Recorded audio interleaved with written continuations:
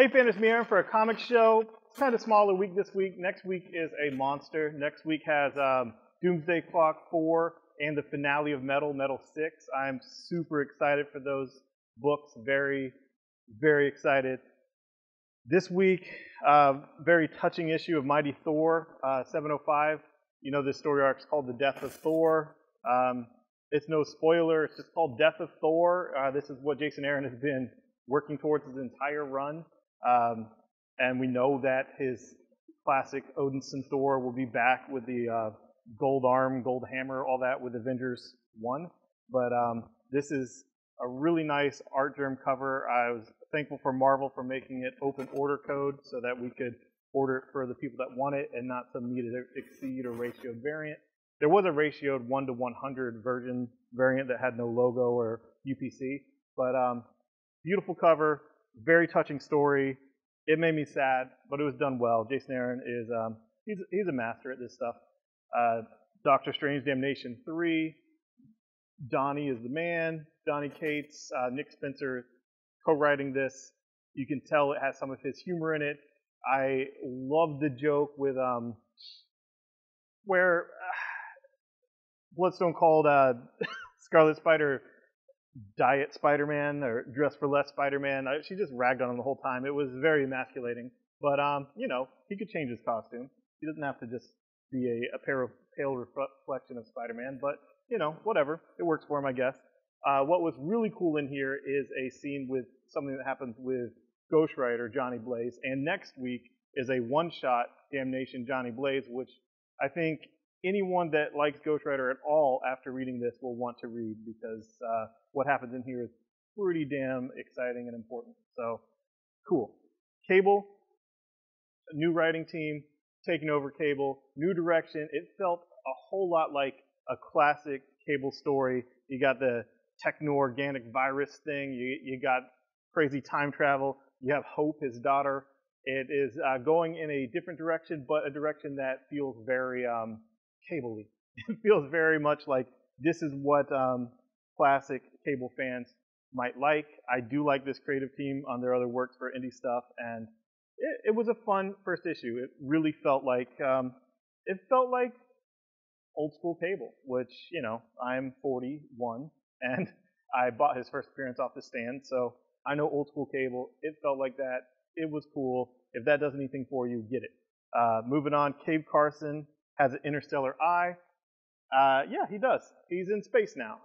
You know I love Young Animal. You know I've loved it since before it even started. When I told Gerard Way he had to do Doom Patrol, wearing my Young Animal Doom Patrol shirt.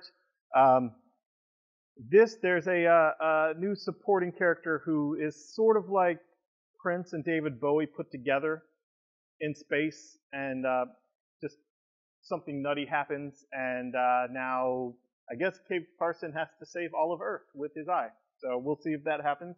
Issue 1 was weird, wacky, and the fun stuff that I love from Young Animal. Moving on to Batman 43.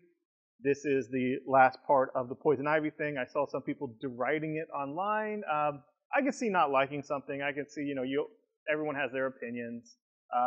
Obviously, more people like Tom King than dislike Tom King, but whenever someone has a whole lot of hype and a whole lot of buzz, you know, a whole lot of sellout, second prints, a lot of energy behind him, some people like to find their identity in being contrarian. It's like, I didn't like that. I didn't like any of that. It's like, you know, whatever. But at least have some reading comprehension. Catwoman last issue did not take out 3 Flashes. What she took out was 3 speedsters that were being controlled by Poison Ivy, who does not know how to use their powers, which we were shown explicitly and implicitly in the story with Superman. Okay, with Superman couldn't modulate his hearing and Batman blew out his ears, and when Superman couldn't pull a punch or didn't know he had to pull a punch when he punched Batman because he's controlled by Ivy. Basically, Tom King knows what he's doing. He's ex-CIA. He pays attention to detail, and his writers do not pay attention to detail. And there's that. So, I loved it. I literally cannot wait for next issue in 2 weeks with Booster Gold. Booster Gold comes to Batman to get his help, Batman and Catwoman, to stop a younger version of himself who kidnapped an even younger version of himself. So it is the most Booster Gold story that I can imagine, and I can't wait to read it. And I really hope Tom King does something with Booster Gold once he's done with Mr. Miracle. Moving on to Tom King. Even in second print, this is worth mentioning. Second print's out. Very touching horror Swamp Thing story with just 2 characters, 3 characters if you count the snow. Swamp Thing, a young boy, and the snow. And yeah, it's nature versus nature, kind of a man. So yeah, it was a great story. It might make you cry. Tom King's very touching. So yeah, there's that. Moving on to some independent stuff. Kick-Ass 2 really came into its own this book. I like this new Kick-Ass. It's a black female Kick-Ass, yes, you know. I love Dave. I love the movie. I loved everything to do with that. But her motivation, what she's doing, while she's doing it, and what she does with the money is really cool. So I'm enjoying that. Moving on, Lucid Dreaming, #1.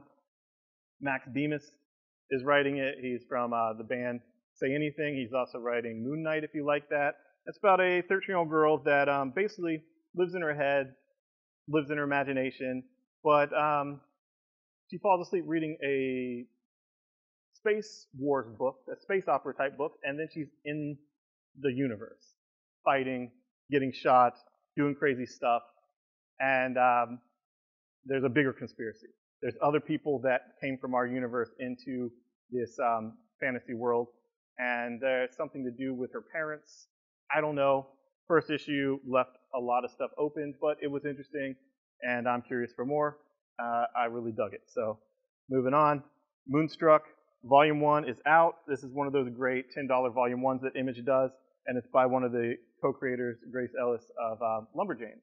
So this book, it's fantasy, it's monsters, different type of mythical beings, and romance, and it does have a lot of, you know, metaphors to gender things and human sexuality, things that young people deal with, coming of age stuff, but mixed in with fantastical creatures. Like, you know, I'd never date a Minotaur, but, you know, I have some friends who are Minotaurs, but I don't know.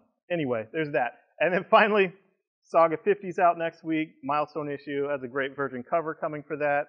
And we got these Saga Bloody Lion Cat figures in. They say PX exclusive instead of Free Comic Book Day exclusive. So, yeah, I'm not displaying a Free Comic Book Day thing early because it doesn't say Free Comic Book Day anywhere on it. It just says PX exclusive. We will not be selling these until Free Comic Book Day, but we got plenty. And it's got blood on it. And it's Lion Cat and it's Saga. And we have plenty. But we won't be selling them or displaying them in the store in any way until Free Comic Book Day. Thanks, guys. Bye-bye.